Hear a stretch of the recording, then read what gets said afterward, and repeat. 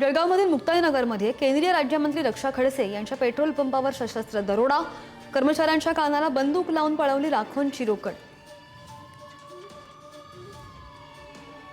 अमरावतीमधील एका निवृत्त न्यायाधीशांना अटकेची भीती दाखवत डिजिटल अरेस्ट। निवृत्त न्यायाधीशांची 31 लाख रुपयांची ऑनलाईन फसवणूक, 13 दिवस डिजिटल अरेस्ट दाखवत फसवणूक। नाशिकच्या सातपूर भागामध्ये झालेल्या गोळीबार प्रकरणी धक्कादायक माहिती समोर। आरपीआय नेते प्रकाश लोंढे आणि त्याच्या मुलाच्या टोळीकडून बार मालक आणि त्याच्या कुटुंबियांचं अपहरण झाल्याचा पोलिसांना संशय। पुण्याच्या दौंडमध्ये राज्य उत्पादन शुल्क विभागाकडून मोठी कारवाई। 19 लाखांचा बेकायदा मद्यसाठा जप्त, सापळा रचून मुख्य सूत्रधार महावीर रानगटला अटक।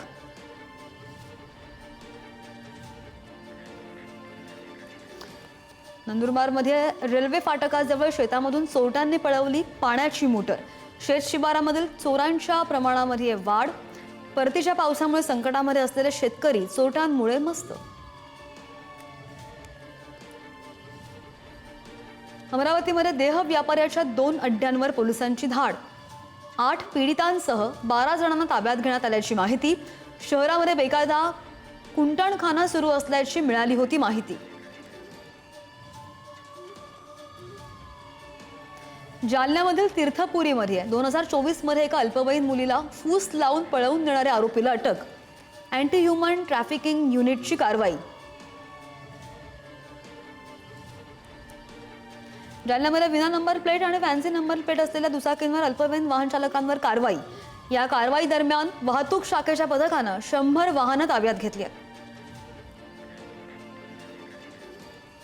बुलढाण्याच्या धुपेश्वरमध्ये जुन्या वाद झाला आणि याच वादामधून 21 वर्षीय तरुणाची चाकूने करण्यात आली हत्या।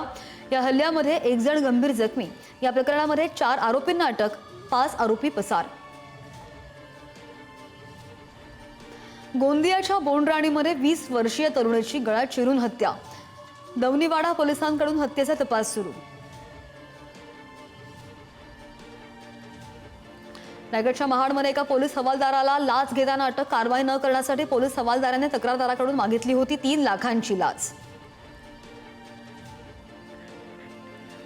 भिवंडीमध्ये 10वी मध्ये शिकणाऱ्या एका विद्यार्थ्याला फी न भरल्यानं जमिनीवर बसून परीक्षा देण्याची शिक्षा। मुख्याध्यापिकेसह शिक्षकाविरोधात शांतीनगर पोलीस ठाण्यामध्ये गुन्हा दाखल। अमरावती कारागृहामध्ये पुन्हा सापडला मोबाईल। जप्त केलेल्या मोबाईलची संख्या 6 वर। कारागृहाच्या अंतर्गत सुरक्षेवर भलं मोठं प्रश्नचिन्ह। मोबाईल आत पाठवणाऱ्यांना शोधून काढण्याचं आव्हान। धुळ्यामधील शिरपूर तालुक्यामध्ये 4 अवैध सावकारांवर छापे टाकत कारवाई। शिरपूर शहर पोलिसांमध्ये गुन्हा दाखल।